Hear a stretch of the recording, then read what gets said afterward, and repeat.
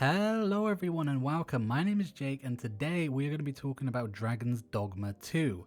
Now I have some thoughts on this game. I've been playing it a bunch recently. I finished it just a few days back and I have about 70 hours in the game. I've overall enjoyed my time with it, but I do have some problems that I would like to bring up and talk about in this video. So it is going to be mostly a negative video, but I do want to make it clear that I don't dislike the game. I actually really enjoyed my time with it, but I do want to talk about the problems that it has and some of the things I was thinking when I was playing it. That will include some good points, but this video is going to seem like I hate the game, but in actuality I don't. I just have a lot of thoughts that I kind of want to get out and talk about. So let's just jump straight into it. So I played a ton of this, and one of the things I was most excited for, like everybody should be, was the monsters, right? Because that's the big part of Dragon's Dogma 2, is battling monsters and kind of getting into these big epic battles, jumping on their backs, slaying them down.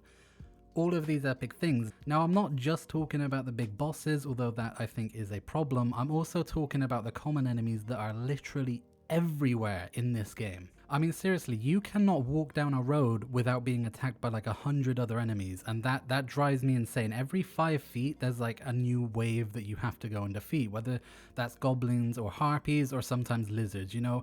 It's the same enemies repeated over and over and over, and I get that this world is supposed to be dangerous and is supposed to be kind of deadly to travel, but you literally can't walk down a path without getting attacked. And again, I know that this world is supposed to be dangerous and everything, and it's supposed to be deadly so that you have to constantly think about what you're going to do as you're exploring this world, but I think they've just done a bit too much in this game, especially with the lack of enemy variety. It's kind of strange to me how they've approached it, because you have this general lack of enemies and then you also have these constant combat scenarios that are constantly being thrown at you, and they're kind of like conflicting with each other. It doesn't really work, because let's say your game had a huge enemy variety, or I'm going to call them mobs. I'm going to call the goblins and stuff mobs because it's just easier. So let's say that your game has a huge mob variety and you are constantly getting into battles every 10 feet or so. You walk around every corner and there's like a new bunch of enemies. If you had a huge, and I mean huge, enemy pool, maybe, just maybe, you could get away with doing that. But in Dragon's Dogma 2 you were just consistently fighting goblin after goblin after goblin, and then maybe a harpy, and there's a harpy, and then there's a lizard, and then you go back to goblins again. It's literally just fighting the same enemies over and over again, and it really makes the world really just unfun to explore. Now, of course, fast travel is a big thing in this game, and by a big thing I mean it's pretty much non-existent. It's a big deal. The community made a big deal out of it. And the reason for that is because you can't really fast travel in Dragon's Dogma 2. Well, you can, but you need these things called fairy stones, which are essentially really rare currency that cost about 10,000 gold. You can only get one from each vendor, I think. And they're pretty much just very difficult to get a hold of. And even then, when you have a fairy stone, you can actually only fast travel to certain points in the map. Now, that's not even every town. The two capital cities in this game, Vermund and Bagtao, I think I said that right. Those two main cities, only Vermund has a port crystal, which means you can only fast travel to Vermund. And if you want to go to the desert place, you have to put your own port waypoint down to actually be able to fast travel there. And those are even rarer to get than the actual fairy stones themselves. So I only found one in the game, and I think it was given to me as part of a main quest, and I pretty much just carried that around with me the whole time because I was never sure when I would want to use it, and I was too scared to really use it, so I think I ended up using it like twice. So fast travel for me was pretty much non-existent. Now when I first heard this, when it was like first being announced and they were like, hey, we're not doing any fast travel, we want players to explore, and it's not about the destination, it's about the journey, I was all for that, because when I play games like Skyrim, I don't fast travel at all. I always just run around and maybe occasionally fast travel if I have to backtrack somewhere I've already been and I was like just there 10 minutes ago. Then at those times I will fast travel, and it's nice to have that option. But regardless, when I heard this game wasn't having any fast travel, I was actually quite excited, because I thought, okay, if they're designing the game around no fast travel, then surely that means they've designed it to be no fast travel, which means exploring the world is actually going to be fun, and it's going to be designed around that, which will make it way more enjoyable. But that isn't really the case. I feel like more than any other open world game I've played, this one needs fast travel. And again, the reason for that is just because exploring becomes very, very unfun when you're just fighting the same enemies over and over and over again. And that is pretty much what it all links back to, that you have this open world that's difficult to navigate and you're constantly running from town to town and you're not able to fast travel, but you are just constantly spamming me with these same enemy types over and over, and it just gets really sickening and it discourages me from exploring. Now, I have explored a pretty good chunk of the map so far, most of Vermund, but not much of the desert area, because by the time I got there, I was pretty much done. I pretty much gave up because the desert area is even worse than Vermund. I mean, seriously, the desert is horrible. It is a horrible, horrible place. First of all, this is just a personal preference, but I don't like deserts in video games. I think any open world game that is set in a desert is just, for me, just inherently boring. And I think it's just because there's a general lack of diversity. It's just sand and rocks, and Dragon's Dogma 2 is no different. It is just sand and rocks. And they do have this kind of interesting traveling mechanic where you use these sort of lifts, I want to say, or like, what are those ski things called where you're like on the ski and you're being pulled up the mountain? Like an airlift or something like that. And you use them to kind of travel around a bit quicker, which I thought was a neat idea. But when you're using them, you're constantly being attacked by harpies, which just makes them also still somehow annoying. But even still, just exploring the desert area just wasn't very interesting to me because, again, it just isn't that interesting of a setting, I don't think. But on top of that, the enemies here are way more present than they are in Vermund. Like I said, it is just constant battle after battle after battle. And after a while, I just got really, really sick of exploring in this game because I just couldn't be bothered to keep fighting the same enemies over and over. It actually really frustrated me to the point where I stopped playing a few times. So I think that is Dragon Dogma's 2 biggest problem. It's just the general lack of enemy variety. And again, I haven't even talked about the bosses yet. That is a complete other thing. There are a fair few bosses, but it feels like you're just constantly fighting ogres and dragons pretty much exclusively. Now, of course, there are other creatures out there, and I have fought a fair few of them, and it's cool when they show up, but again, I just still feel like the boss diversity is kind of lacking. But maybe I was spoiled by Elden Ring in that regard, and I just kind of expected a lot more. But I don't know, the way this game was advertised and when I bought into it, what I was believing was that we were going to get the game that we essentially did get, but just a lot bigger. I thought we were going to get way more mob variety and way more boss variety instead of just fighting mostly the same things over and over and over again. But beyond that, my other issue with the game is the actual open world itself, because although it is big, it's not big. Now, that sounds kind of weird, but let me explain myself here. So the way the open world works, or the way it feels that it works, is that there is essentially a big road going up through the map, right, around the edges of the map, and then it feels like there are branching pathways going off of that road that you can choose to go and explore. But you're kind of always stuck to that main road. Like, yes, you can go off a branching path and go check out a little, maybe a ruin or a cave or something up over this way, but at the end you're always going to loop back around to that road where it's going to continue taking you around the edges of the map. And in that sense, it doesn't feel like a true open world. It feels kind of like, again, there's just one road going through the map with a few branching paths going off of it.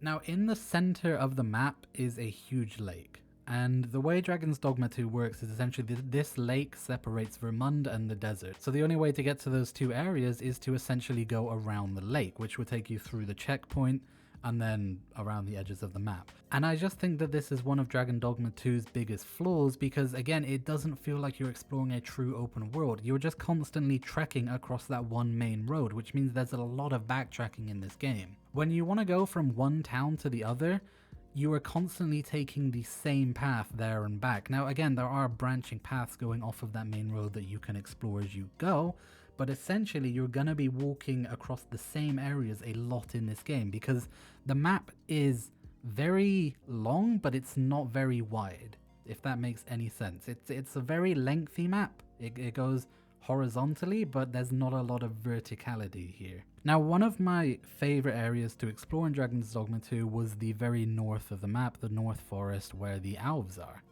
This place I thought was very cool. It felt the most open world out of anywhere else because it gave you essentially a big section with a bunch of different things to go and find, and it felt like a true area because there wasn't a huge like lake or ocean separating the entire map.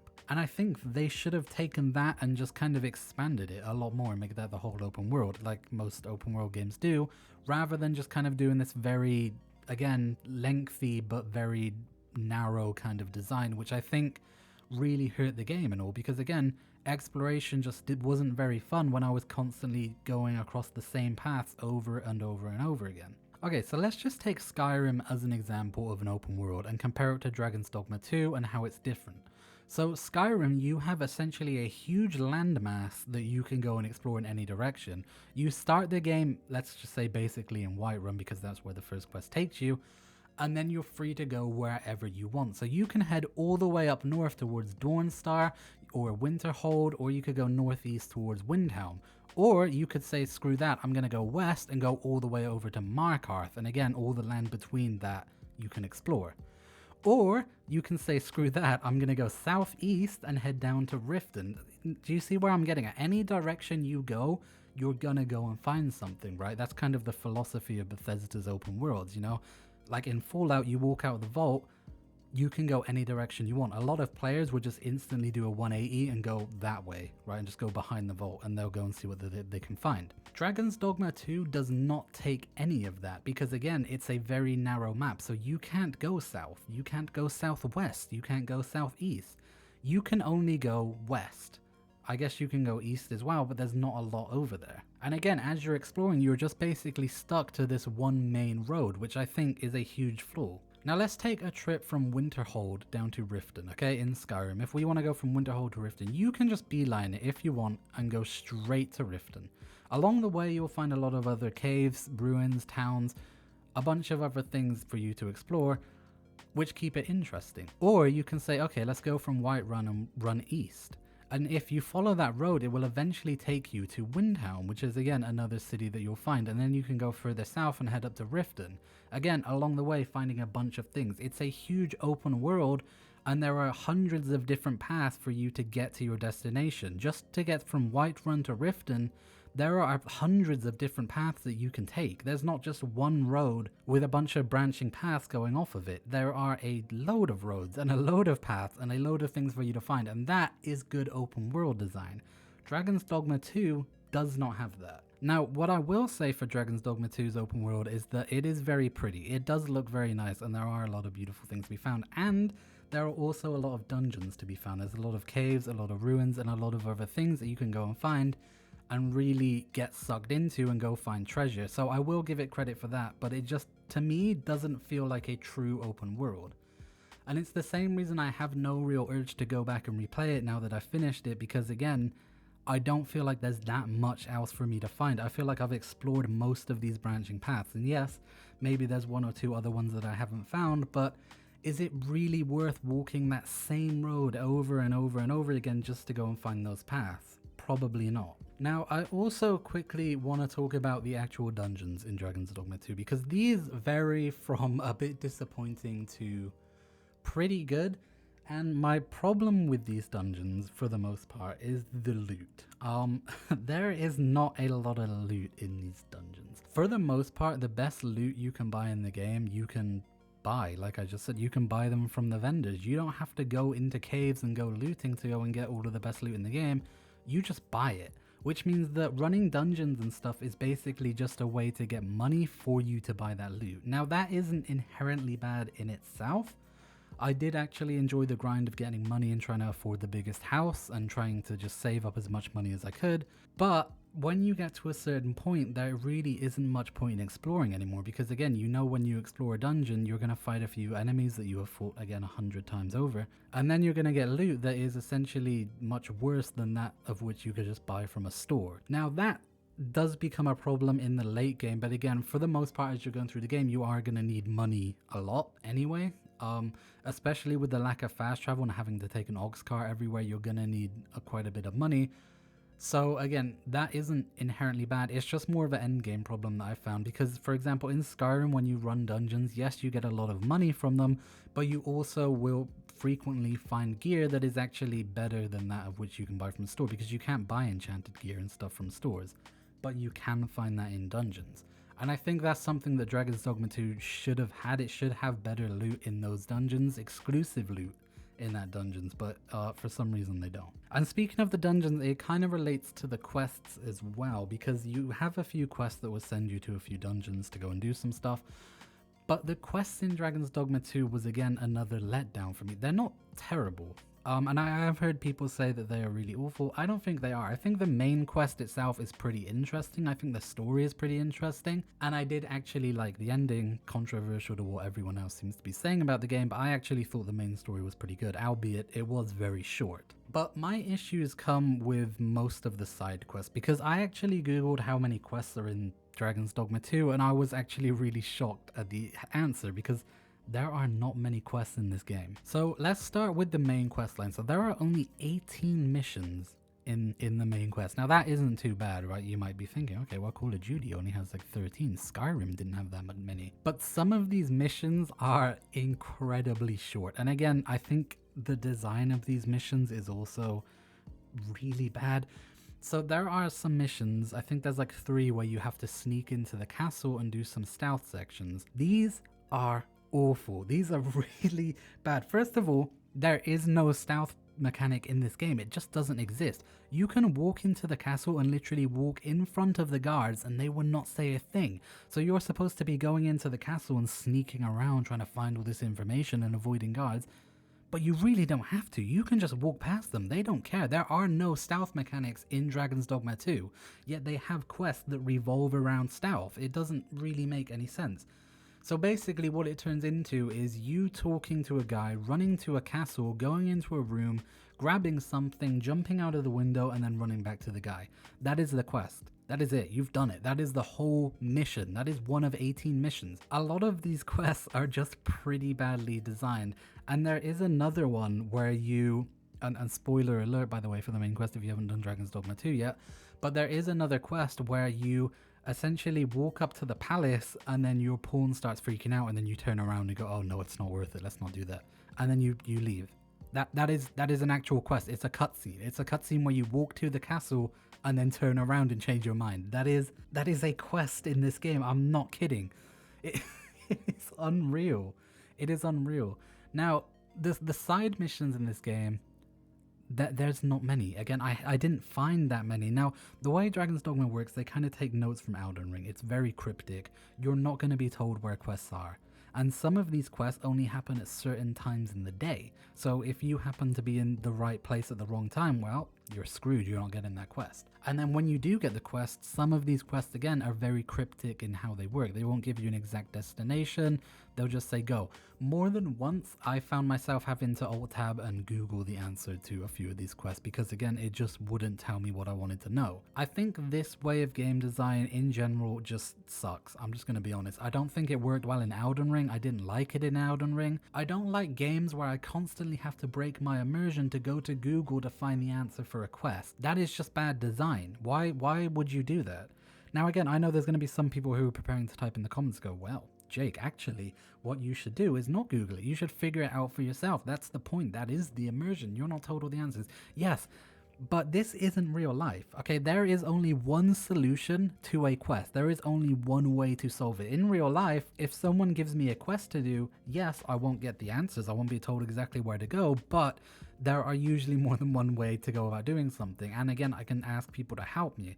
In a video game, I don't have that option. You know, there is only one way to complete the quest, and that is how the quest designer wanted me to complete it. I can't ask people in game for help. I can't do it my way. I have to do it the way the quest designer told me to.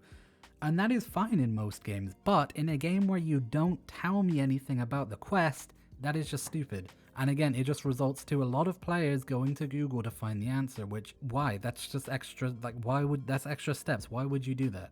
Just give us the answer in game. Just tell us where to go. You don't have to hold our hand and make us act like we're stupid, but just don't be super cryptic, you know, and just tell us these things. And again, with the actual getting quests, I'm very, it's a weird stance with this because on one hand, I get it. I get that you don't want markers all over your map and then you're told, hey, go here and you'll get a quest. I get that. It is more fun to naturally stumble upon a quest.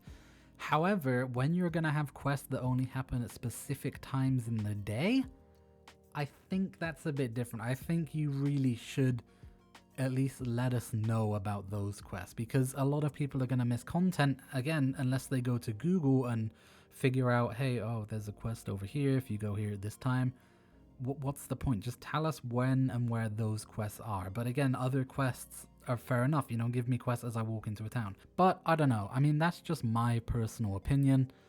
I'm sure there are people who have other ones. I thought the same thing when I was playing Elden Ring. I kept wondering, why does this game not have a journal? Why can I not be told things, you know? Like, I get that, oh, it's supposed to be difficult and you have to actually listen and stuff, but like, come on, man. I mean, just, you know, just give me a journal. I don't think it's that much to ask. But I'm looking at a website right now and it actually says there are only around 40 side missions in this game. Let me say that again. 40 side missions in this game. So there are 18 main missions and 40 side missions. And these side missions aren't necessarily big either. Quite a few of them are quite short. For example, I had one where I had to go and save a boy from a cave and he's trapped by wolves. So you walk over to the cave, which again is backtracking. I've already been there, but the guy makes me go back. I go into the cave and sure enough, oh, there's a boy there. I have to get him to follow me and then bring him back to the town. That quest actually bugged as well when I did that and the boy got stuck in a wall. And I couldn't get him out. So I googled it and it turned out that was a pretty common bug and I had to actually go back to the cave again. Again, more backtracking here. If I had fast travel, this wouldn't have been an issue. But I had to backtrack all the way to the cave again to go and get the boy again because he had bugged out the last time. And then I had to walk him all the way back to the village once again. This whole thing was just super annoying. And again, like a lot of these quests I don't think are that great. I don't think they're that interesting story-wise. I'm actually struggling to remember many side quests that I did. There really wasn't many that I thought, wow, you know, that's a really fun side quest. I mean, even Starfield, the game that gets a lot of crap, I actually thought had really good, like quite a few good side quests and stuff, and there are quite a few memorable ones. But Dragon's Dogma 2 has none. I only really remember that one where I had to go and save the boy because, again, it broke and it really pissed me off. But other than that, I don't remember any other side quests, so that should speak about how in-depth and cool a lot of these side quests are. And again, in an RPG, 40 side quests just isn't enough. There's not enough here in this game, and I think that is my overall biggest issue with Dragon's Dogma 2. If you play this game as an action adventure game, I think you're gonna have a pretty great time, but I went in expecting a huge RPG because that is what it was advertised as, right? That was a mistake because I had much higher expectations for this game than what was actually there. I expected a huge open world full of quests where I would have to make difficult choices that would actually affect the world. I expected a world that felt like I could actually live in it, a real RPG. Dragon's Dogma 2 sadly was not that. Instead what it was an action adventure game trying to mimic an RPG. And yes, you can buy houses, but you can't really do anything in them. They serve as places where you can store gear and sleep. That's it. You can't decorate them, you can't invite people over, you can't do much of anything. And that did actually just remind me, there is a system in this game that was hyped up way before launch, which is where NPCs will essentially fall in love with you, and you know, it kind of has like a like meter, right? And NPCs will have their own independent thoughts and they will like and dislike each other, you know? This whole NPC system was incredibly hyped up and it got me hyped because again, I was thinking, wow, this is going to be a true RPG. No. What this system is essentially what Fable did back in 2004. It is nothing more than that. It is essentially a like meter. Again, you give people gifts and they will like you more, and at a certain point they will have this great affection for you and then they'll start following you around. Now, do they dislike each other? I don't think so. If you bring them back to your house, if you bring more than one person who has a high affection for you back to your house, they will fight each other. But then as soon as you leave your house, they forget about it and they just carry on following you.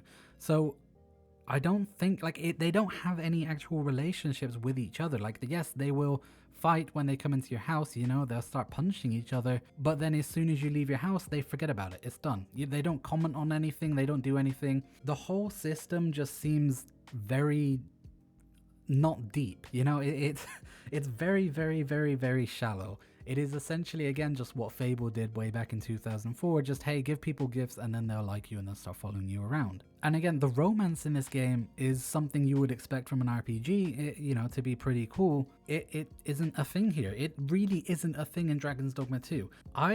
Okay, so here's how my romance story worked, okay? So there was the girl that I met at the beginning of the game, and I did a bunch of quests for her, and eventually her affection for me went all the way up because I kept doing quests for her, I kept helping her, and my affection went all the way up. After finishing her quest line, I got a cutscene where we were both sat on a beach, and she basically said I can live with her, right? She basically was like, hey, my house is your house and whatever, my home is your home, something like that. And then I guess it was implied that we had sex, and then that was it. I was in a relationship with her, and I thought, okay, I mean, that is kind of cool, I guess. I didn't get given a choice. I didn't get like the option to say no or anything like that. I just kind of got forced into this relationship, and then I woke up in her house, right? And I thought, okay, cool, so I guess we're married now then. Okay, fine. I guess I get to sleep here and live here, so I don't have to pay for the inn in this town anymore. That's pretty cool. I wonder what other perks there are. And then I spoke to her, and she repeated the same line of dialogue over and over and over again. And then she just stood around idle the entire time. I'm not kidding. She stood around idle in the house saying the same line of dialogue over and over and over and over. And guess what? That isn't even the worst part. I couldn't even live in her house. The one thing she said at the end of the quest was that like her house is my house or something like that, like I can move in with her. It was a lie. It was straight up a lie. I couldn't move in with her. I couldn't sleep in her bed. I still had to pay for the inn when I was in that town. There was no chest in their house where I could do anything. I could not interact with her. I could not do anything. The only thing that came out of this romance was that she would show up at my house occasionally and then ask me to walk her back to her house. That is it. That is the romance system in Dragon's Dogma 2, an RPG. That is their romance. I get forced into it, again, with no option, just by doing her quest line, and then I get absolutely nothing out of it. The only thing that changed was the very final ending cutscene in the true ending. That was the only time the romance mattered. That is bizarre. Again, this is not an RPG. This is a game. This is an action adventure that is pretending to be an RPG. And if you know that going in, if you go in with the expectation of, hey, I'm gonna get 40, maybe 50 hours out of this, and it's a good action adventure game with some interesting bosses, some really, really great combat, and some kind of mediocre open world design, you're probably gonna have a pretty great time. But if you go in expecting an RPG, which is again what it was advertised as, you are gonna be thoroughly disappointed, just like me. Now, I have been negative throughout this whole video. I have been stressing my complaints. So I do want to quickly just say, again, some of the positive things I liked about this game. First of all, the combat. The combat held up. It held up big time. A lot of the classes were really fun to play. They're very diverse, and they all feel unique and just very fun overall to play. The combat was great. Climbing on top of a huge monster and stabbing it with your sword and then watching it fall down, trying to get to the weak spots. I started as a fighter and I leveled that up to max, and then I switched over to Mystic Spear Hand, which was amazing. That was so much fun to play. The magic in this game is really good because there's no mana that you have to manage. It all kind of goes into stamina. And with the Mystic Spear Hand, you can just go crazy. You can do some insane damage and some insane tricks on some of these creatures, and fighting them again is fun, and it doesn't get old. Even though the big boss variety is lacking, even though again you're mostly just fighting ogres and some of those lions with the goat and the snake on them. I'm forgetting all the names of the monsters. But you're mostly fighting the same bosses, you know. You're not really, there's like eight bosses that you're going to be fighting, and even though that does lack a lot, it still doesn't really get tiring fighting them because the combat is just that good. But again, what it does get tiring fighting is the mobs, because again of just the general lack of variety. But even that is still satisfying to some extent. It's still really cool just to spin my spear around and act like a complete badass, demolishing hordes of goblins. That is fun. It just, I feel like they just needed much less of them around the map. And to be honest, I've been sitting here thinking about it. That is actually the only good thing I can really say about the game, because yeah, the open world does have some beautiful moments, but I felt that that was a letdown. The RPG systems were a huge letdown. The story was good. I thought it was good, but it wasn't amazing. So I guess I would add that in a good. That wasn't really a letdown, although I do wish it was longer. The quests and the quest design were also a letdown, and of course the performance was a huge letdown. I didn't talk about that in this video because it's been talked about to death. You all know by this point, but just in case you don't, the performance in Dragon's Dogma 2 on PC is absolutely awful. You get into a city, it doesn't run. You have NPCs literally popping in just in front of you. It is horrible. It is a horrible, horrible time. Capcom need to fix that. It is inexcusable to release a game on PC with that kind of performance. I luckily have a high tolerance for it because I've played my fair share of early access games over the years, but for a lot of people that is just completely unacceptable, and seriously, Capcom, you need to hurry up and get on that, because even now as I'm recording this video, that still isn't fixed. But again, I did think the monster design and the combat was very, very cool. And again, if you go in just expecting that, just an action adventure game where you're going to fight some cool monsters, do some cool things, have some fun using the weapons and the classes, you're going to have a great time. Just do not go into this game expecting a full-fledged RPG, because you are going to be let down. So would I recommend this game? This isn't a review exactly. I didn't write any of this down. This is a completely unscripted video. I don't know if you can tell, you probably can with all the rambling, but this is an unscripted video, and although this isn't a review, I still want to say whether I recommend this game or not. And the truth is, to most people, I actually wouldn't. Not at the full price tag, because this is a fully priced AAA game that I feel doesn't really deserve that title. It is more in line with a AA game than anything else. If it was £40, I would say yes, absolutely. If you can handle the performance issues, absolutely get this game. But for 70, I don't think so. I just don't think so. I don't think it's there. I don't think it has the enemy variety, and I think it promised a lot of stuff that just wasn't here, overall turning into more of a disappointing experience than anything else. So I would not recommend this game to most people. However, if it is on sale and you can get it for £40 or less, then I would recommend it. But again, just make sure that you go in expecting more of an action RPG than an RPG, because the RPG elements are very, very, very light. But ladies and gentlemen, I think that is all that I have to say on Dragon's Dogma 2 for today. Let me know if you enjoyed the video down below. If you did, don't forget to leave a like and hit that subscribe button. I have finally, guys, 8 months later, moved into my office, and I can actually get back to recording videos way more often and doing what I enjoy to do, which is great timing because it is April and E3, or not E3, Summer Games Fest is just around the corner. So I'm going to be making a bunch of content on that. I have a lot of things that I'm very excited for in the future. And yeah, there's going to be a lot more content coming over to this channel. So I hope you guys are ready. Thank you so much for watching. I hope you enjoyed, and I will see you next time.